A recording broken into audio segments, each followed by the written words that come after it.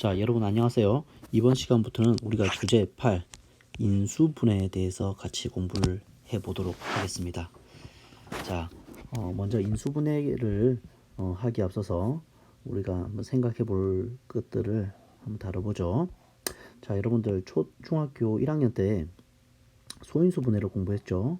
그죠? 소인수분해를 공부했습니다. 여러분 12를 소인수분해라 해보라고 하면 어떻게 하면 됩니까? 그렇죠. 12라고 하는 것은 4, 3, 12.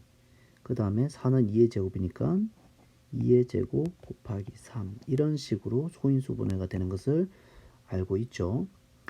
자, 그리고 여러분들 소인수분해의 의미는 뭐예요? 소인수분해의 의미. 소인수분해를 왜 한다고 선생님이 알려줬죠? 그렇죠. 모든 자연수는 소수들의 곱으로 표현이 될 수 있죠. 즉 다시 말해서 소인수분해의 하는 의미는 이런 자연수, 소수들의 곱으로 표현되는 이 자연수의 특징을 파악하기 위한 거죠. 특징. 수의 특징. 수의 특징이라고 해야 될까요? 특성이라고 할까요? 수의 특성 파악을 하는 거죠. 12의 수의 특성은 뭐예요? 2라는 소수가 2번 곱해져 있고 3이라는 소수가 1번 곱해져 있는 특성을 가지고 있는 거죠. 맞습니까? 그게 소인수분해를 통해서 12라는 수를 우리가 분석할 수 있다라는 거죠. 자, 그러면 12를 인수분해하면 어떻게 되겠니? 얘들아. 12를 인수분해하면 어떻게 될까요? 자, 12를 인수분해하면은 사실은 이렇게 되죠. 1 곱하기 12 이렇게 쓸 수도 있고 2 곱하기 또 어떻게 쓸 수 있어요? 6이라고도 쓸 수 있고 3 곱하기 4라고도 쓸 수 있고 그 다음 또 이렇게도 쓸 수 있습니까?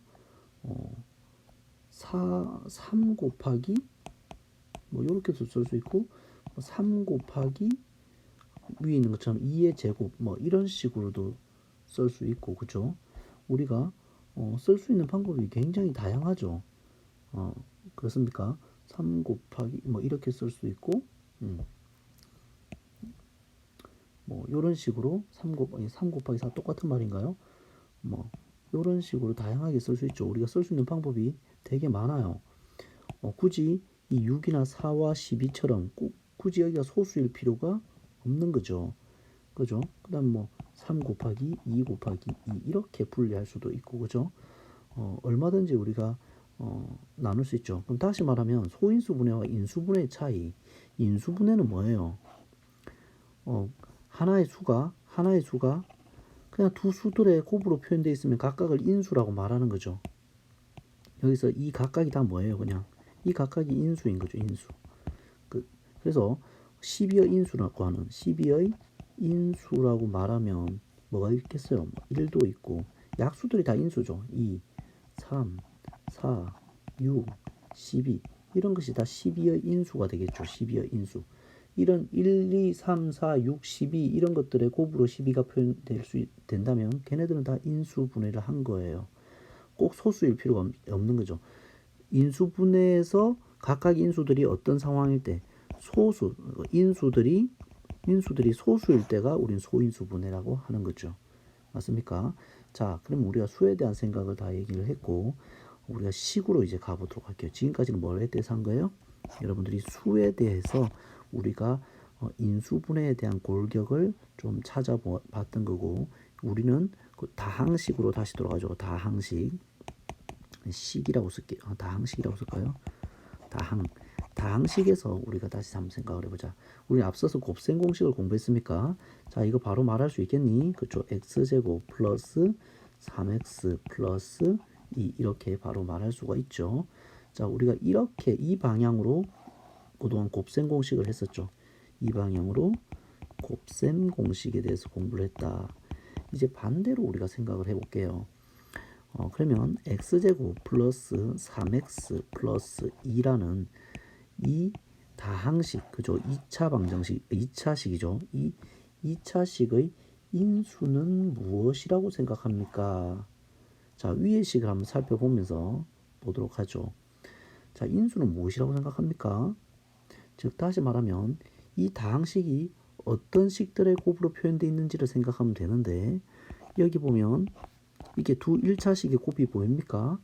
그래서 이 2차식의 인수는 여러분들 떠올릴 때 뭐 있니? x 플러스 1 맞습니까? 곱해져 있는 녀석, 이 녀석. 이게 하나의 인수 같죠? 그 다음 또 얘도 하나의 인수죠. 곱해져 있잖아요. 그죠? 곱해서 2차식을 만들어내니까. 그래서 요 1차식, 그 다음에 여기 있는 x 플러스 2라는 1차식도 인수가 되겠죠. 그 다음에 또 뭐가 있냐면 1도 되겠습니까? 1? 왜냐하면 이 주어진 식은 1 곱하기 2 전체라고 생각할 수도 있잖아요. 그죠? 이렇게 우리가 1 곱하기 12를 생각하듯이 이것처럼 1과 12가 다 12의 인수잖아요. 맞습니까? 그래서 누구도 된다. 이 다항식의 인수는 1도 되고 말 그대로 또 다항식 전체도 되겠죠. 그렇죠. x 플러스 1, x 플러스 2. 이 다항식 전체 이렇게 써도 되고 x제곱 플러스 3x 플러스 2 이렇게 써도 되겠죠. 얘네들이 다 뭐가 되겠어요? 인수가 되는 거예요. 그러면 인수분해하라고 하면 이런 것들로 분해된 것이 인수분해가 되는 거예요. 근데 특별히 요 1과 자기 자신으로 분해를 하는 것은 의미가 없겠죠. 그래서 이런 1차식들의 곱으로 분리가 되는 것을 보통 우리 인수분해라고 말하죠. 자, 그래서 소인수 분해와 비교했을 때 이 다항식의 인수분해는 어떤 의미를 가질까요? 자, 다항식을 먼저 인수분해한다는 것을 다시 한번 생각하면 바로 이 곱셈 공식의 역의 과정이에요. 우리가 생각해보면 이 x제곱 플러스 3x 플러스 2라는 이 다항식은 어디에서 온 겁니까? 곱셈 공식을 통해서 보면 뭐를 곱셈 공식 한 거예요? x 플러스 1, x 플러스 2. 여기 이 녀석들을 뭐 한 거예요? 곱셈 공식에서 만들어진 거죠. 곱셈에서 나온 거죠. 그러면 이렇게 가는 것을 우리는 뭐예요? 인수분해라고 하는 건데, 반대로 곱셈 공식의 역의 과정이에요. 이 다항식이 어떤 1차식들의 곱으로 표현되어 있냐, 이것을 분석하는 게 인수분해인데, 그럼 인수분해의 의미는 뭐예요? 아까 소인수분해는 의미가 뭐라고 그랬어요? 그 자연수의 뭐의 특징들, 그렇죠, 바로 이 수의 특징을 파악하는 게 소인수분해였죠. 자, 그대로 가져와 볼까요? 자, 소인수분해는 뭐의 특징을 파악하는 거예요? 소인수분해는 바로 이 수의 특징을 파악하는 거죠. 수의 특징을. 그러면 인수분해는 여러분들이 어떻게 파악할 수 있겠니? 다항식의 인수분해는 여러분들이 어떤 의미로 파악할 수 있겠습니까? 그렇죠. 바로 이 식의, 그죠? 이 식의 특성을 파악하는 것이 바로 인수분해인 거예요. 이 식이, 이 2차식이 어떤 1차식 x 플러스 1이라는 항과 다항식과 x 플러스 2라는 이 다항식들의 결합으로 되어 있구나, 이런 것을 파악하는 거죠. 그리고 이 1차식은 소수와 마찬가지로 더 이상 쪼개지지 않는, 어떤 두 식의 곱으로도 쪼개지지 않죠. 이 1차식은 더 이상 쪼개지지 않죠. 더 이상 이렇게 쓸 수 있네요. 이 x 플러스 1과 x 플러스 2는 소인수분해의 그 소수처럼 이거는 더 이상 쪼개지지 않는 1차식이죠. 더 이상 쪼개지지 않는 1차식이죠. 더 이상 쪼개지지 않는 어떤 두 1차식의 곱으로도 더 이상 쪼개지지 않는 1차식이죠. 맞습니까? 그런 1차식들로 이런 다항식들을 다항식들을 표현하는 것. 그래서 그 식의 특성을 파악하는 것. 그게 바로 뭐다? 인수분해의 의미다. 인수분해의 의미를 알고 여러분들은 공부를 하셔야 돼요. 뭐와 구조적으로 유사해? 소인수분해와 아주 구조적으로 유사하다. 됐습니까? 자, 이제 들어가 보도록 하죠. 자, 다 공부는 선생님이 할 얘기는 다 끝난 거예요. 자, 인수분해. 먼저 인수라고 하는 것. 우리가 하나의 다항식이 두 개 이상의 다항식으로 곱으로 표현됐을 때 각각의 곱해져 있는 식들을 우리는 인수라고 말한다. 됐습니까? 그래서 뭐 여기서 인수라고 하는 것은 이 다항식이 이 1차식의 곱으로 표현됐다면 이 녀석도 인수고 이 녀석도 인수고 또 뭐도 인수야? 플러스 또 뭐도 인수예요? 사실은 이 1차식만 인수인 게 아니고 이 1이라고 하는 것도 인수죠. 그 다음에 x제곱 플러스 3x 플러스 2라는 이 전체 1과 전체도 다 인수라고 말할 수 있다. 인수분해라고 하는 것은 하나의 다항식을 두 개 이상의 인수들의 곱으로 표현한다. 소인수분해와 구조적으로 유사하다. 알겠죠? 소인수분해와 아주 유사한 특징을 지니고 있다. 꼭 이렇게 기억하시고 그리고 여기서 나와 있는 것처럼 모든 자연수는 1과 자기 자신을 약수로 갖는 것처럼 다항식도 뭐다? 1과 자기 자신을 인수로 갖는다. 1과 자기 자신을 약수로 갖는 것도 여러분들 소홀히 하면 안 돼요. 그래서 이것의 인수는 1과 자기 자신도 들어간다. 당연히 이 두 1차식은 들어간다고 알고 있지만 조심하세요. 자, 그래서 인수분해의 가장 기본은 무엇이냐라고 했을 때 인수분해의 가장 기본은 공통으로 들어가는 인수를 바깥으로 빼내는 거예요. 그게 바로 인수분해의 기본이에요. 인수분해의 기본. 인수분해의 기본은 공통으로 들어가는 인수를 뽑아내는 것. 그게 인수분해의 기본이에요. 예를 들어서 이런 식이 있어요. 자, 여기서 12MA 플러스 8MB라고 하면은 우리는 여기서 공통적으로 12와 8은 다 약수를 뭘 가져요? 4를 갖고 있죠. 그 다음 또 뭐가 있어요? M이 있잖아요. 그러니까 뭐를 다 뽑아낼 수 있어요? 4M을 다 뽑아낼 수가 있는 거죠. 4M을 바깥으로 뽑아내게 되면은 뭐만 남는 거예요? 자, 이 주어진 식이 뭐만 남는 거예요? 4, 30이니까 3, A 남죠. 그 다음에 8은 이제 2가 남겠죠. 그 다음 B 이렇게 되겠죠. 그래서 이렇게 되는 게 인수분해의 기본이에요. 여기서 3A 플러스 2B에서는 공통적으로 뽑아낼 수 있는 것이 더 없잖아요. 근데 하지만 위에서 보면 12와 8의 약수인 4와 또 M이라는 공통 문자를 우리는 괄호 바깥으로 뭐 할 수 있다? 뽑아낼 수 있다. 이 4도 뽑아내고 8M도 뽑아낼 수 있는 거죠. 그죠? 이렇게 뽑아낼 수 있기 때문에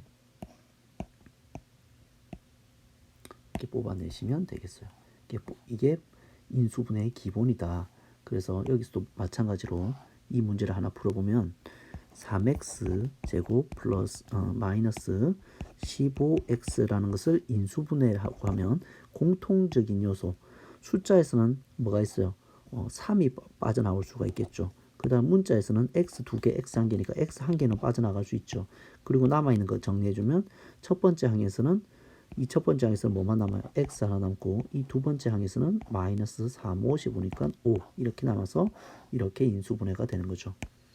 이 2차식이 이 두 1차식의 곱으로 표현되었다. 인수분해가 된 거죠. 됐습니까? 그 다음에 또 하나 더 보죠. 첫 번째, 자, 두 번째는 3a의 a-1 플러스 2b의 a-1 이렇게 돼 있어요. 자, 이것을 인수분해 해보래요. 그러면 여러분들이 딱 보니까 공통적인 요소 보입니까? a-1, a-1이 있잖아요. 그럼 이것을 바깥으로 뽑아내도 되겠습니까? a-1을 바깥으로 뽑아내고 남은 거 정리해주면 되겠죠. 그래서 어떻게 됩니까? a-1이 바깥으로 나가고 남아있는 거 정리해주면 되는데 3a와 2b가 남아있죠. 그래서 이렇게 주어진 다항식은 이런 두 식의 곱으로 표현되는 거죠. 맞습니까? 인수분해가 된 거죠. 그래서 공통적인 요소를 뽑아내는 것이 바로 인수분해의 기본인데 공식만을 외우고 있는 아이들은 공통적으로 이 기본을 놓치는 경우가 많아요. 공통으로 들어있는 인수를 먼저 뽑아내는 게 인수분해의 기본이다. 꼭 기억을 하세요. 알겠죠? 자, 그래서 관련 문제들은 여러분들이 풀어보시면 되겠어요. 자, 지금 조금 쉬었다가 우리가 이제 공식으로 지금까지 인수분해의 개념과 인수분해의 의미 그리고 인수분해의 기본에 대해서 공부를 했고 2차시부터는 인수분해 곱셈 공식의 역의 과정으로 인수분해의 공식을 찾고 그것을 숙지하는 것을 같이 공부해 보도록 하겠습니다. 수고하셨습니다.